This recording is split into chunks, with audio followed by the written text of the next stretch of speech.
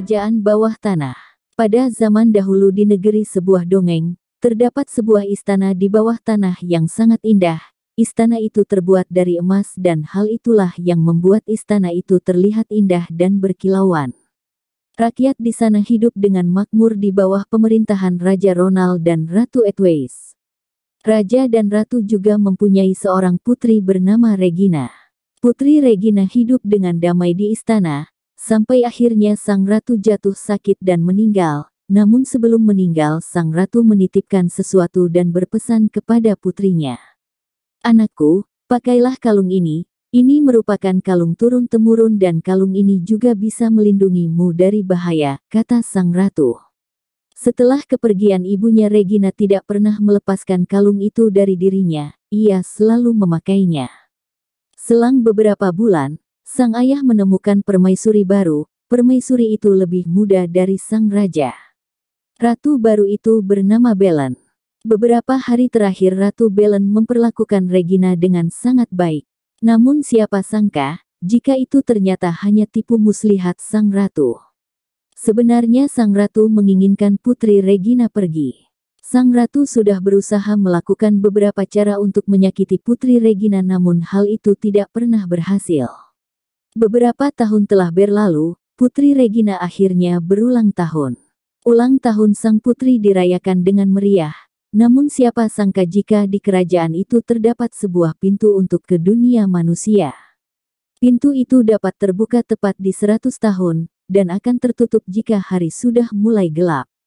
Saat mendengar berita itu sang putri merasa penasaran dengan dunia manusia dan sang putri pun menginginkan pergi ke dunia manusia. Tanpa menunggu lagi ia pun meminta izin ke ayahnya. "Ayah, bolehkah aku pergi ke dunia manusia? Aku penasaran dengan dunia manusia," kata putri Regina. "Aku akan memberimu izin tapi berjanji kau akan kembali tepat pada pukul 5 sore, kata sang ayah. "Baiklah ayah. Aku akan mengingatnya," kata putri Regina lagi. Setelah diberikan izin sang putri pun bergegas pergi menuju pintu rahasia itu. Namun di balik itu semua ternyata sang ratu sudah merencanakan sesuatu yang jahat. Sang ratu berniat mengunci sang putri di dunia manusia. Sang ratu masuk ke kamar putri Regina dan mengambil kumbang kesayangan sang putri. Kemudian sang ratu melepaskan kumbang itu di dunia manusia. Saat sang putri melihat kumbang kesayangannya terbang, sang putri pun mengejarnya namun hal itu hanyalah sia-sia. Sang putri tidak bisa menangkap kumbang itu, dan hal yang mengejutkan adalah hari sudah mulai gelap dan sang putri baru menyadari jika ia sudah berjalan terlalu jauh. Kemudian ia bergegas kembali namun ketika ia ingin memasuki pintu tiba-tiba pintu itu sudah tertutup. Sang putri merasa sedih, ia merasa kebingungan karena dia tak mempunyai tempat tinggal. Sampai akhirnya putri Regina bertemu dengan sepasang suami istri pencari kayu bakar. Kedua orang tua itu merasa prihatin melihat putri Regina. "Nak, apa yang kau lakukan di sini sendirian?" kata sepasang suami istri itu. "Aku tersesat, dan aku tak mempunyai tempat tinggal," kata putri Regina. Mendengar hal itu kedua sepasang suami istri itu berniat untuk mengangkat Regina sebagai anak mereka, karena mereka juga membutuhkan seorang anak di rumahnya. Mereka pun membawa putri Regina pulang ke rumah. Saat sampai di sana putri Regina merasa tidak percaya dengan rumah mereka yang sangat kecil berbeda dengan istananya. Namun putri Regina tetap mensyukurinya karena mereka sudah mau membantunya. Saat makan malam berlangsung putri Regina menceritakan semuanya kepada sepasang suami istri itu. Ia menceritakan jika ia berasal dari negeri bawah tanah, dan ia juga menceritakan jika ia mempunyai ibu tiri yang berniat jahat kepadanya. Mendengar semua itu sepasang suami istri itu merasa prihatin. "Nak, hiduplah dengan nyaman di sini. Mungkin istanamu lebih besar dari rumah ini, tapi aku akan berusaha untuk membuatmu tetap bahagia seperti kau tinggal di istanamu," kata sepasang suami istri itu. Putri Regina pun merasa tersentuh dengan itu semua.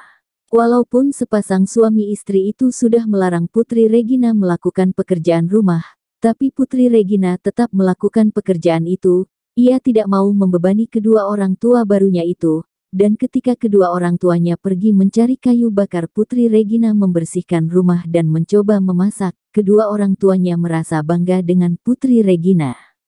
Sementara itu, di kerajaan bawah tanah, Raja Ronald merasa terpukul mendengar kabar jika putrinya terkunci di dunia manusia. Ia merasa khawatir dengan kondisi putrinya sampai membuat sang raja jatuh sakit. Saat sang raja jatuh sakit, Ratu Belen menggantikan kedudukan sang raja, dan ketika sang ratu memerintah, para rakyat sangat kesusahan karena sang ratu meminta pajak sangat tinggi. Melihat hal itu, pelayan setia kerajaan tidak bisa tinggal diam. Pelayan itu pergi ke sebuah tempat di mana sebuah pohon yang dapat membawa kita ke dunia manusia. Pohon itu selalu diberi air oleh pelayan itu, dan inilah saatnya pohon itu keluar. Pohon itu tumbuh di dunia manusia. Pohon itu tampak berkilauan dan hal itulah yang menyebabkan banyak orang berdatangan.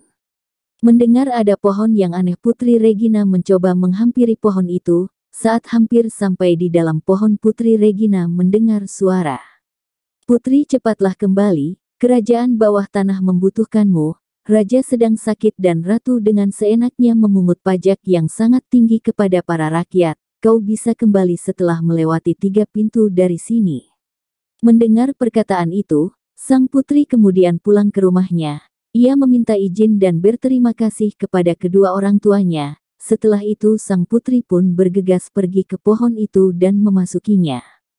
Saat memasuki pohon itu, Putri Regina merasa terkejut melihat katak besar yang terduduk di depan sebuah pintu. Putri Regina kemudian keluar dari pohon dan mengumpulkan serangga. Kemudian ia memancing katak untuk mengikuti serangga itu, dan benar ternyata kunci itu berada tepat di bawah katak itu. Putri Regina pun membuka pintu itu. Namun ketika Putri Regina ingin melangkah, tiba-tiba Putri Regina sudah berada di air dan kunci yang dibawanya berubah menjadi sebuah bola oksigen untuk dirinya.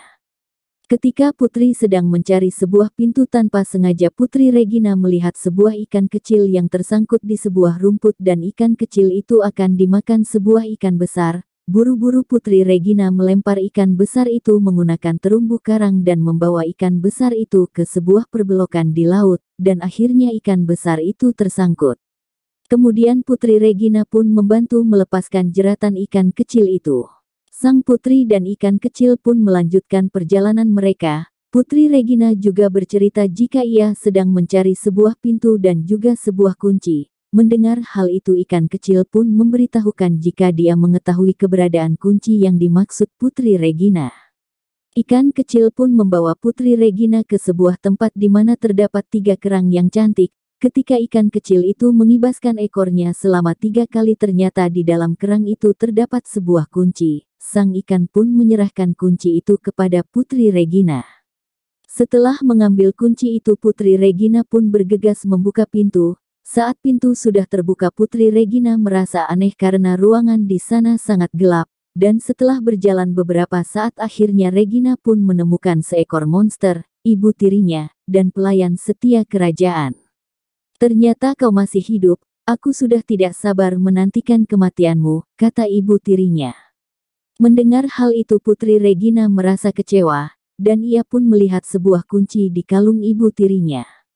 Ketika Putri Regina ingin melangkah, tiba-tiba monster itu menyerang Putri Regina, namun pelayan kerajaan dengan setia menghalangi serangan itu. Pelayan itu terluka parah, dan ketika Putri Regina mencoba melawan monster itu, Putri Regina malah ikut terhempas. Ketika sang monster ingin menelan Putri Regina, tiba-tiba kalung di leher Putri Regina bersinar dan memancarkan kekuatan. Sang monster dan ibu tiri pun terjatuh berkat kalung itu. Melihat sang monster dan ibu tirinya tak berdaya, Putri Regina pun bergegas berdiri untuk mengambil kunci. Namun lagi-lagi ibu tirinya mencoba melukai Putri Regina, tapi usahanya tidak berhasil karena Putri Regina telah dilindungi oleh kalung pemberian ibunya. Putri Regina pun akhirnya berhasil keluar dalam ruangan gelap itu, sementara ibu tirinya telah terkurung di ruangan gelap itu. Dan setelah mengobati pelayan kerajaan, Putri Regina kemudian bergegas pergi ke kamar ayahnya.